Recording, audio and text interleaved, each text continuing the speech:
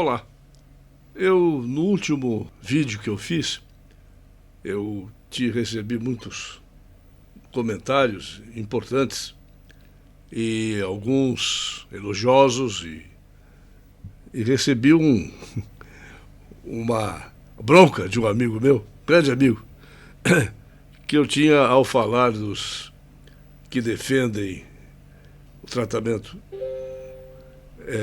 precoce dessa coisa que anda por aí, que eu tinha deixado de lado talvez o principal professor francês Didier Raoult.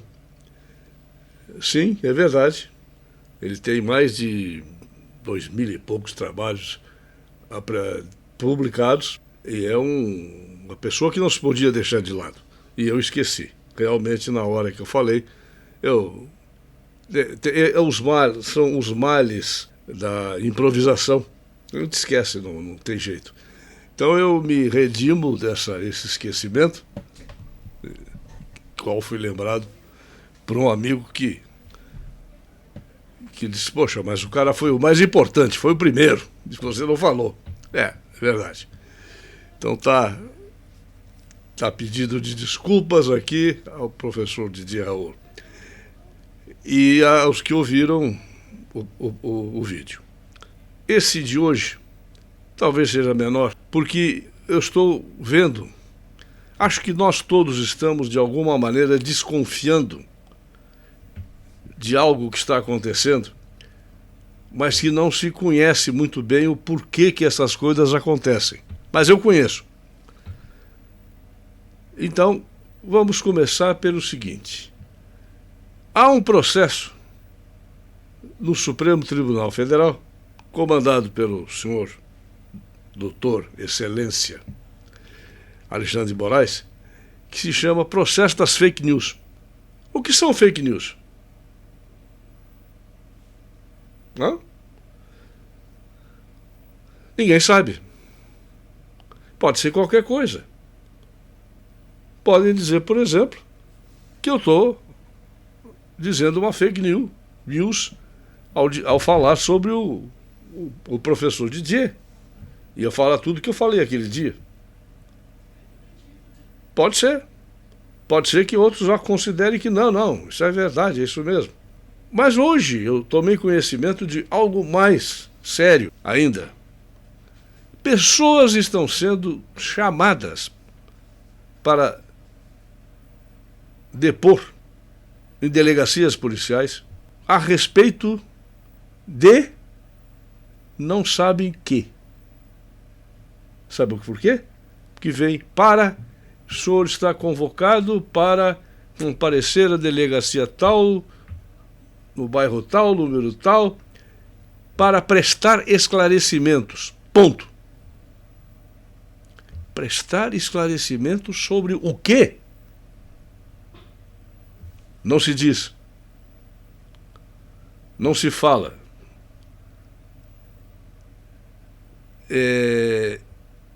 Eu até sugeri a uma dessas pessoas que contratasse um advogado que entrasse com um processo, pedir o quê? Esclarecer o quê que vocês querem. Porque isso tem um sentido muito específico, um sentido que nos remete à realidade, mas também à literatura. Falemos primeiro da literatura. E pela ordem cronológica, estaríamos na década de 20, em Praga, vendo o grande escritor Franz Kafka escrever o seu livro O Processo. Se corrermos um pouquinho adiante, 1947, 48, veremos o George Orwell escrevendo 1984. Comecemos então pelo cidadão Joseph K., que é o personagem principal do romance da obra-prima de Franz Kafka, que é O Processo. O Sr. Joseph K. foi procurado pela polícia. Levaram-no e estabeleceram um processo. Só que ele não sabia o que era. Nunca lhe disseram por que ele está sendo processado. Qual a culpa dele, qual o crime que ele cometeu. Não é dito. E é exatamente essa a angústia que Kafka faz com que todos nós que lemos o livro sintamos. Ou, e eu recomendo também não só o livro para quem não leu, mas recomendo também o filme com Orson Welles e Romy Schneider, aquela mocinha bonitinha que fez Sícia a Imperatriz. Papelzinho vagabundo, mas que depois se revelou uma grande atriz, principalmente nesse filme O Processo. Ora, quem veio a dar a resposta a isso foi então, ainda na literatura, anos mais tarde, George Orwell, em 1984, quando ele criou, dentro da novilíngua Newspeak, o termo crime-ideia. Todos nós temos culpas dentro de nós. Não existe aquela pessoa maravilhosa que não tem culpa de nada. Mesmo que não reconheça conscientemente. Mas tem. Fez muitas coisas que não deveria ter feito. Pensou coisas que não deveria ter pensado. Então, quando você diz, olha, você está convocado para prestar esclarecimentos, isso desperta na mente de qualquer um: o que é que eu fiz? O que será que eles descobriram que eu fiz? O cara vai logo pensar que fez isso, que fez aquilo, que fez aquele outro. Não vou sugerir porque não sei o que seria. Então fica pensando: o que será que está acontecendo? O que é que eles descobriram de mim? E obviamente que, como todo mundo tem culpa, todo mundo tem crime-ideia. A crime-ideia foi definida como pensamentos contrários àquilo que o Big Brother e o partido, o INSOC, English Socialism, dizia. E é exatamente isso que acontece também com o cidadão Joseph K. de Kafka. Ele também sabe que tem muitas culpas no cartório, mas não sabe de que está sendo acusado. Eu falei que esse tipo de atitude nos leva para o lado da literatura e também para o lado da realidade. Ora, essa era uma técnica, uma parte da técnica de brainwashing, de lavagem mental. É uma técnica também para pegar, assim, sabe como é lançar uma rede, não sabe nem se tem peixe? Vai lá, vai pegar peixe, vai pegar. Isso foi utilizado de maneira genial, no mau sentido, pelas inúmeras polícias secretas que já existiram no mundo. A Okhrana, polícia secreta do Tsar, dos Romanov, que não eram nada melhorzinhos do que Lenin e Stalin, eram tão déspotas quanto.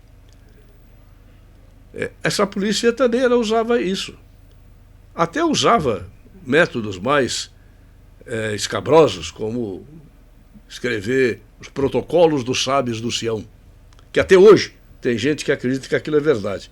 Aquilo saiu de dentro de uma inspetoria da Ucrânia para poder prender judeus e matar judeus. A Ucrânia foi substituída logo em outubro de 17 pela Tcheca,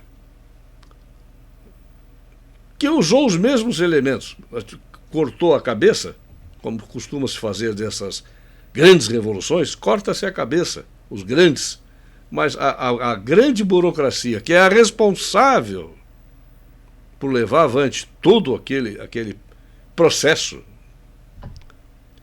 essa continua igualzinha. Os mesmos agentes da Ucrânia passaram a ser os agentes da Tcheca comunista.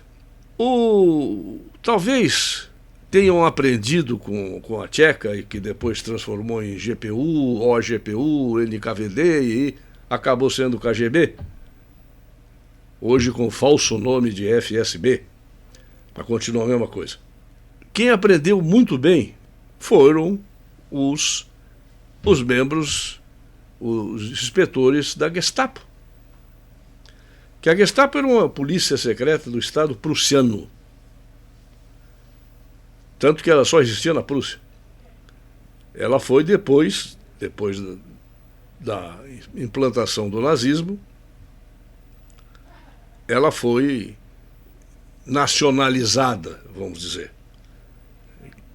Geheimstaatspolizei, Polícia Secreta do Estado, que já existia na Prússia, mas eles aprenderam muito bem. Esta é uma das técnicas de tortura mental para extrair informações que eles não sabem que existem, mas que dão a entender que sabem. E se a pessoa tem mesmo culpa no cartório, e quem não tem, alguma coisa tem, o que acontece? A pessoa já começa a caraminholar. Eles vão perguntar o que fui fazer na casa do fulano. Sim, porque eu conhecia um judeu e era amigo do judeu, tomava lá umas cervejinhas com ele. Porra, eles vão descobrir, ai meu Deus do céu, descobriram isso. Descobriram que o seu Abraão era meu amigo, Dona Sara, ou descobriram que Helmut era comunista. Ixi, meu Deus do céu. Será que eles descobriram que Helmut era comunista, meu amigo de infância, e que eu mantinha contato com ele ainda, e ele está no campo de concentração? Será que ele abriu o jogo e falou, me entregou? Ah, esta é a ideia. A Gestapo fazia exatamente isso de uma maneira muito bem feita. Claro que na Rússia continua existindo isso. Não é que só a Gestapo passou a fazer. GPU, NKVD.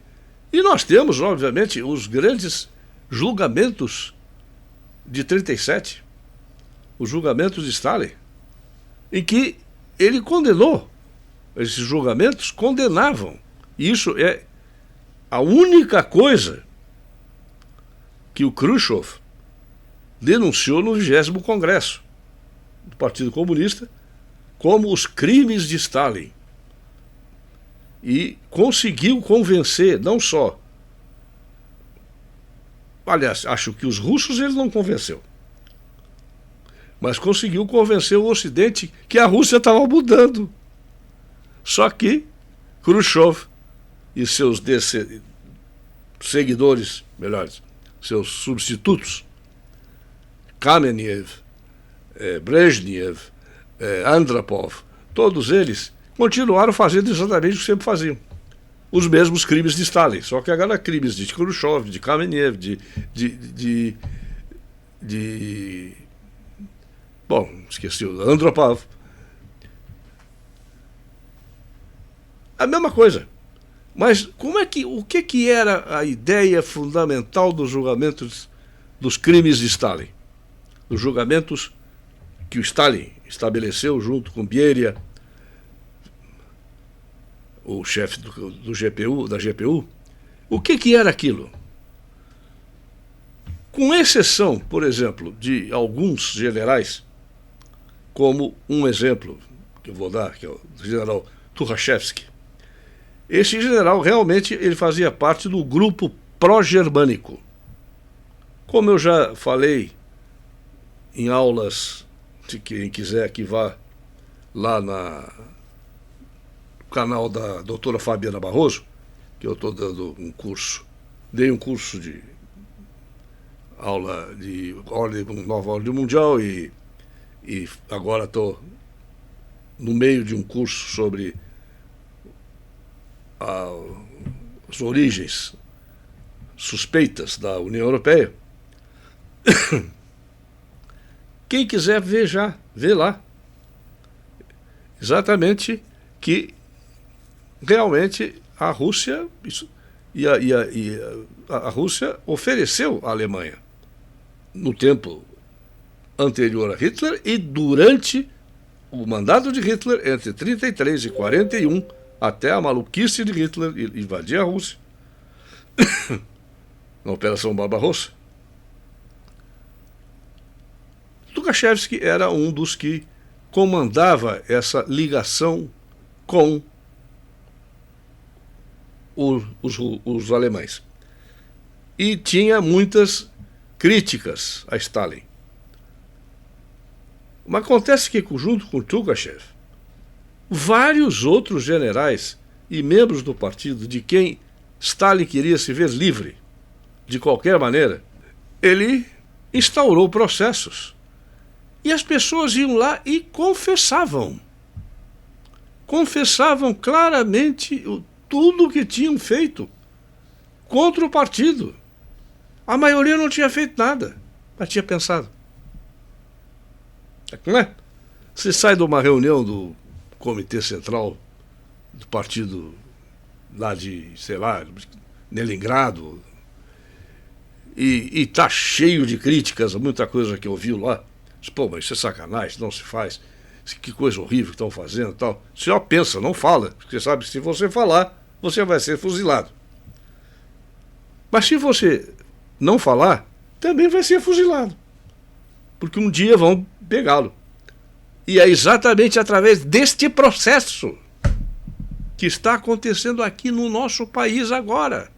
Nós não temos nem polícia secreta, oficialmente tem essa não é, do general Heleno, de inteligência, né? Mas não temos uma polícia secreta, mas não precisa ser polícia secreta. Inclusive porque, e aqui é preciso também esclarecer, que na própria Alemanha nazista, poucas ações eram realizadas só pela Gestapo. Eram muitas realizadas pela Kriminalpolizei.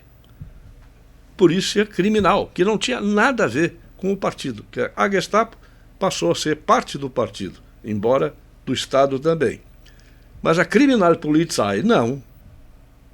E muito era a própria Kriminalpolizei que fazia essas coisas. E é o que está começando a acontecer aqui. Nós já estamos nesse negócio.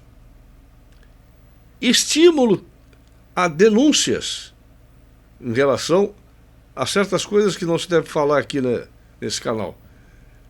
Que você deixou de... Isso. Que, enfim, uma série de outras circunstâncias.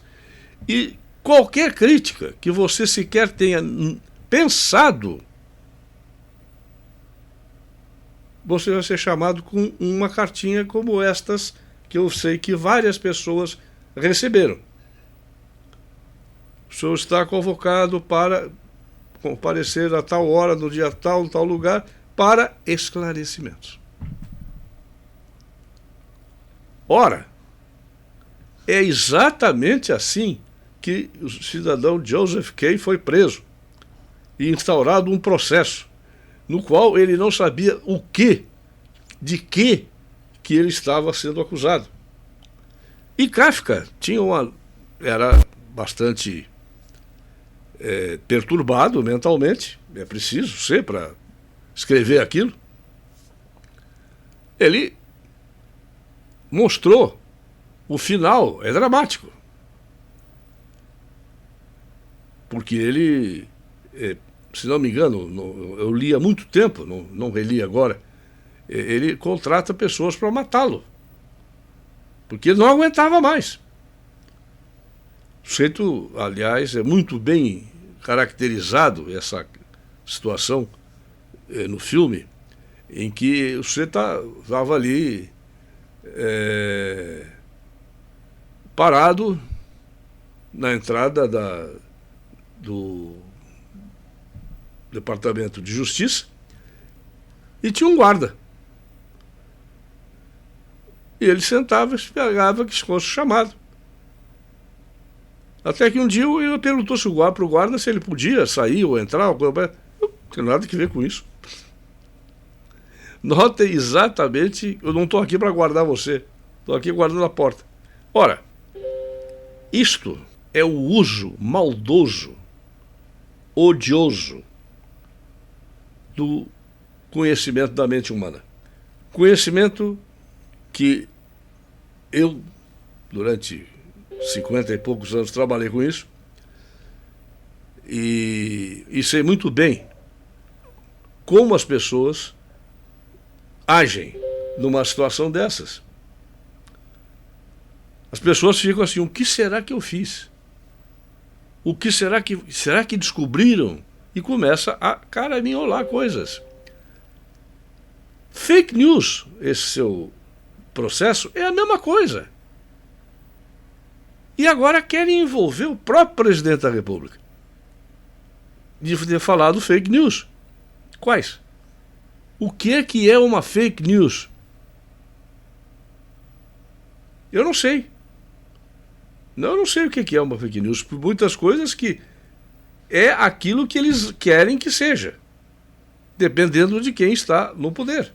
Da mesma maneira que, com isto, se destrói totalmente o devido processo legal e o direito inalienável à defesa. Porque para se defender, a pessoa tem que saber de quem está sendo acusada. Eles não dizem. Você disse fake news. Qual? Bom, não interessa. Fake news. Eu vou lá e tento me defender, mostrar, mas vem cá, eu falei, por exemplo, tratamento precoce daquela coisa. É fake news. Eu vou lá, tento, mostro 55 mil artigos que provam que tem muita gente pensando assim. Não, é fake. Fake é o que eles dizem que é fake. Crime é o que eles dizem que é crime. Tem uma passagem que até está no meu segundo livro, Rumo ao Governo Mundial Totalitário, passagem de Gorky, Maxim Gorky, que apoiou a Revolução Bolchevista e era amigo de Lenin. Um dia perguntou para Lenin, quando Lenin mandou prender um químico, se não me engano, Krivitsky, um químico que era amigo de Lenin também, e amigo de Gorky. E o Gorky disse, mas, camarada, por que prendê-lo? Ele é dos primeiros revolucionários, primeiros bolcheviques, está sempre a favor, está sempre trabalhando junto conosco. Por que isto? A resposta de Lenin: é preciso que as pessoas saibam que não é necessário cometer nenhum crime para ser fuzilado, para ser preso e fuzilado. É preciso que se estabeleça o terror para criar dentro das pessoas esse apavoramento permanente, mesmo que a pessoa saiba que não fez nada de errado, ela pode ser presa e fuzilada. Sim, ele tinha mandado prender e fuzilar. Acho que era Nikolai Krivitsky, não tenho certeza. Acho que Krivitsky sim, mas o primeiro nome não lembro. Era um companheiro de luta de Lenin. Foi aí que Gorky se deu conta que, para aí, não é nisso que eu achei que tinha me metido. E, se não me engano, pulou fora ou saiu da Rússia, não tenho certeza, não vem ao caso. O que vem ao caso é exatamente essa frase do Lenin. As pessoas têm que estar permanentemente aterrorizadas de que algo possa acontecer. E isso já está acontecendo aqui. Nós estamos vendo não só por essas convocações que são totalmente fora do devido processo legal, do rule of law, e que não dão direito de margem de defesa à pessoa. E que tem mais. Vão contra um dos principais princípios, um dos princípios fundamentais do direito, que é que ninguém deve ser obrigado a se autoacusar. Ninguém pode ser. Tanto que isso, vocês verem, aqui no Brasil, não sei como é que funciona isso, mas a gente vê muito em filme americano, em que os sujeitos têm a quinta emenda, se não me engano. Ninguém é obrigado a falar alguma coisa que o implique num crime. Eu não tenho bem agora certeza da redação, mas é isso. Eu não posso ser obrigado a confessar. Não posso. Eu posso confessar, isso é outra coisa. Olha, matei fulano. Agora, ninguém pode me obrigar a dizer isso. A justiça, as investigações, é que tem que chegar à conclusão que eu matei fulano. Isso é outra coisa. Eu aí posso negar até o fim, mas se há evidências, testemunhos, etc., o júri me julga e culpado. Mas não se pode dar nenhuma informação que permita formar uma autoacusação. Tanto que tem o que eles chamam de os direitos de Miranda. Isso aconteceu com um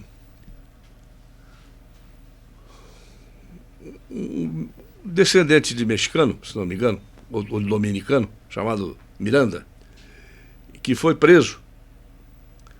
E não disseram a ele que ele podia ficar calado. Por isto,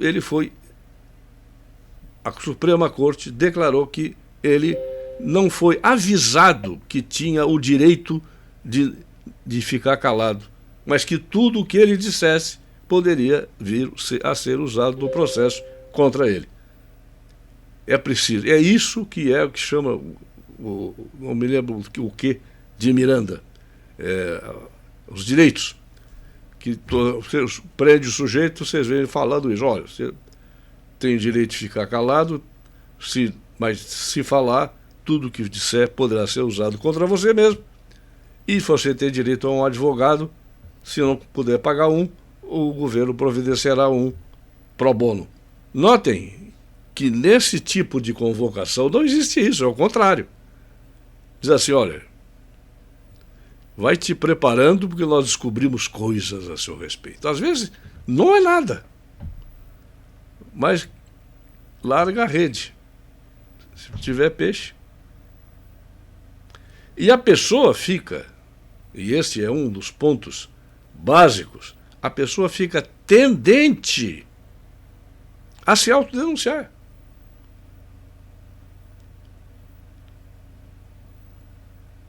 Eu acho que esse assunto não é para ser esmiuçado mais, porque é exatamente, já disse, o que é tudo. É isso. É uma maneira, é parte de uma tortura, é parte de um brainwashing, de conseguir tirar de dentro da pessoa alguma coisa que a leve a declarar-se culpado de algo que fez ou que não fez, mas que a ideia é: será que eles sabem? Será que eles descobriram? E é uma técnica de interrogatório muito comum. Quando eles percebem, o bom interrogador, bom, entre aspas, né?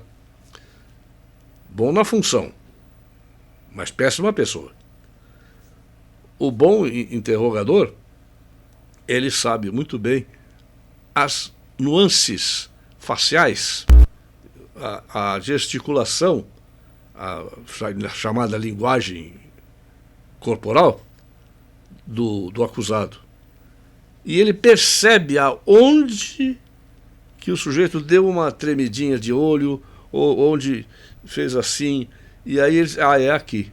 Eu não sei o que é ainda, mas é aqui. Bom, fazer o seguinte, daqui a pouco eu volto, só vá pensando aí, vai pensando que daqui a pouco eu volto e você vai me dizer exatamente o que está acontecendo, porque nós sabemos, eu não posso lhe dizer o que nós sabemos, porque nós queremos que você nos mostre. Resistam! Isso já está começando a ficar terrível demais aqui, num país que não temos oficialmente uma ditadura, embora a tenhamos. Mas que ainda temos um presidente que é contra. É uma situação difícil, né?